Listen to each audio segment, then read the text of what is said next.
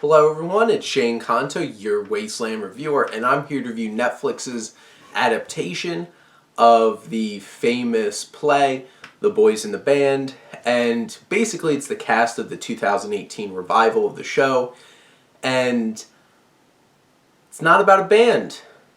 This is what happens. I don't really do a whole lot of digging into films anymore. I just go into it blind and assume this was about an actual band.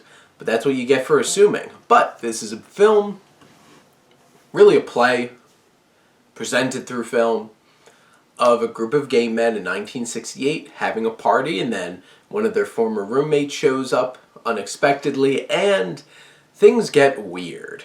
And this is a stacked cast. And whether it's Jim Parsons, Matt Bomer, Zachary Quinto, and a whole cast of other actors who I'll talk a little bit about more, because really what works most about this film is the acting. And Jim Parsons does what Jim Parsons does in this film, and he honestly is pretty unlikable, but he's kind of like the vehicle that he's that mechanism that stirs the pot and builds the tension in this film. And he's kind of a jerk. I never quite liked him in the film, the character, but Jim Parsons delivers exactly what that kind of person does, who's always the one antagonizing situations. Matt Bomer is kind of there. Doesn't really get a whole lot to do in this film, honestly. Does show himself, he's naked towards the beginning of the film. That's about it. Zachary Quinto has quite the interesting introduction to the film, except he just goes for a character. He chooses a cadence, he chooses a voice, and he just goes with it. And it's just very over the top caricature, and if you like it, you like it. If you don't like it, you're not gonna like it, and it's gonna either work or not work for you. But honestly, the heart of this film is the rest of the cast, who give really committed performances that really range. And you have Charlie Carver, who plays this midnight cowboy who's supposed to come sing happy birthday to Zachary Quinto and just kind of sticks around, and he's some great comic relief. Robin DeJesus really gets some range here because he's obnoxious, fast-talking, little flamboyant gay man who gets some really serious emotional moments in this film and really connects to the audience in that way, along with Michael Benjamin Washington, who also they're the only two people of color in this group, and they do a lot of the emotional heavy lifting for a decent chunk of the film in the second half, and you really feel for them, and you feel the extra challenges that their characters deal with by being of color, because there's that added layer of expectation, as being gay is not very well accepted in those communities, and there's those other reasons why people discriminate against them besides them just being gay.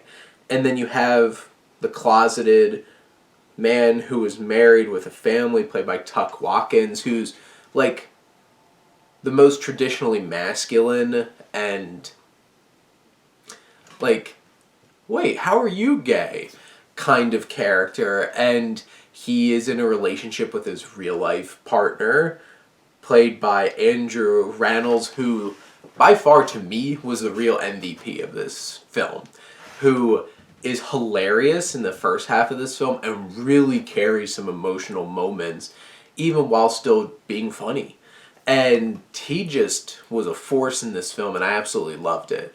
But the acting is really what stands out most in this, because it's a play. And this is directed by Joe Mantello, who starred and directed in Hollywood earlier this year, also by Ryan Murphy. This is by Ryan Murphy. It feels like a Ryan Murphy production. The production design is there. And it's this claustrophobic kind of film, because you're really in just this studio apartment and the balcony for this party the whole entire time mostly. And The first half of the film is them all getting introduced and coming together. And the film, they try to do their best to like make it feel cinematic with some of their choices and how the camera moves. And they were interesting choices, but in the end it really still just feels like a play and you're just kind of there for it. And it's a little too like in your face kind of design because it's that Ryan Murphy really in your face kind of production.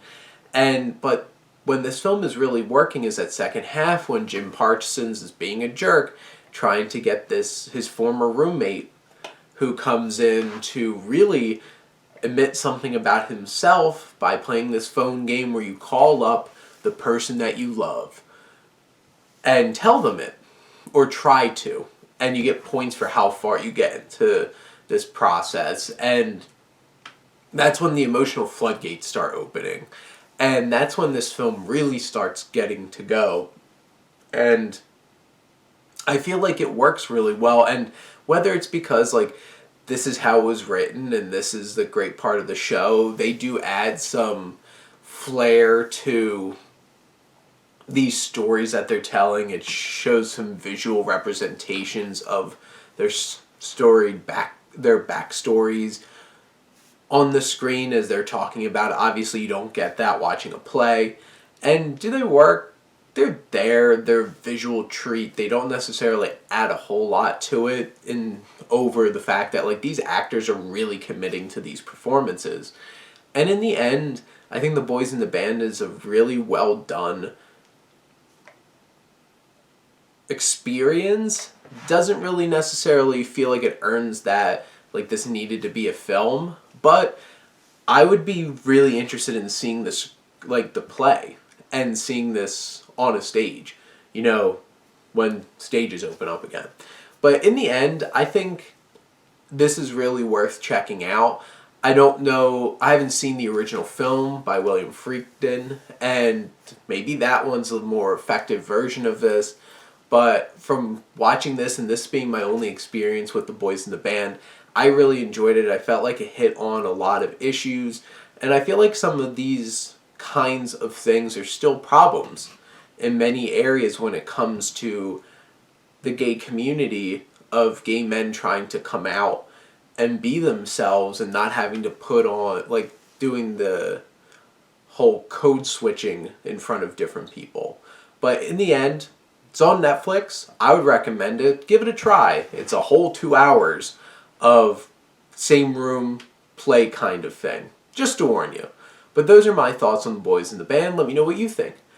And let's talk some movies. But thank you as always for tuning in and supporting your Wasteland Reviewer.